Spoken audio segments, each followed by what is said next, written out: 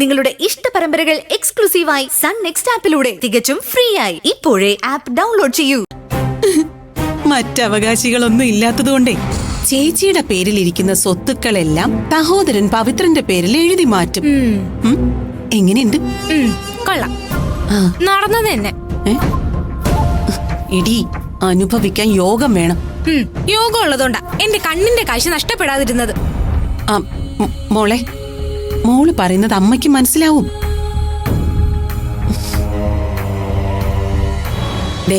കുറച്ചു ദിവസം കൂടി നമുക്ക് ഈ കെട്ടൊക്കെ വേണം. ഇതുകൊണ്ട് എനിക്കെന്താ പ്രയോജനം? വേണം. ചില വിശ്വാസങ്ങളെ ഉറപ്പിക്കാൻ ചില കൂട്ടിച്ചേർക്കലുകളൊക്കെ വേണ്ടി വരും. മാത്രമല്ല, കൂർമ്മ ബുദ്ധിക്കാരിയായ ആ മുത്തശ്ശി എത്തിയിട്ടുണ്ട്.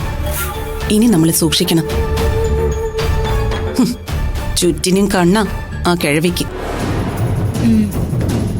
ഇന്ന് ദർശനയുടെ വ്രതം തീരുന്ന ദിവസമല്ലേ? അതില് പങ്കെടുക്കാൻ ആ കിഴവി എത്തിയത്.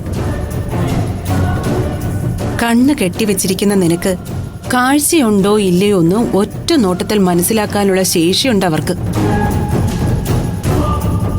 സൂക്ഷിക്കണം. അതൊക്കെ ഞാൻ നോക്കിക്കോളാം. എന്റെ അഭിനയം കണ്ടിട്ട് പലപ്പോഴും എനിക്ക് തന്നെ സംശയം തോന്നിയിട്ടുണ്ട്, എനിക്ക് സത്യത്തിൽ കാഴ്ചയുണ്ടോ ഇല്ലയോന്ന്. എന്തായാലും മൈഥിലി മുത്തശ്ശി ഇന്നത്തെ പൂർണ്ണ ഉപവാസം കഴിഞ്ഞ് തൃപ്തിയോടെ മടങ്ങിപ്പോവാൻ സാധ്യതയില്ല. കാരണം ഈ 6 ദിവസം വ്രതം എടുത്തതുപോലെയല്ല ഇന്നത്തെ വ്രതം. ഇന്ന് ജലപാനം പോലും ഇല്ലാത്ത വ്രതാനുഷ്ഠാനമാണ്. ഊണും ഉറക്കവും മാത്രം ജീവിതചര്യയാക്കിയ മരുവത്തൂരിലെ കുംഭകർണൻ ഈ വ്രതം താങ്ങില്ല.